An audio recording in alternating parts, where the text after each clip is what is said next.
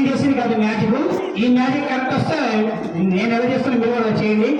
Magic మీరు కూడా నేర్చుకోవచ్చు. నేను ఎలా కట్ చేస్తాను మీరు కూడా అలా కట్ చేయండి. సరిగ్గా వస్తే మీకు మ్యాజిక్ వచ్చినట్టే. దీంట్లో ఏదైనా తేడా జరిగినా మళ్ళీ మ్యాజిక్ రాదు. అర్థమైందా?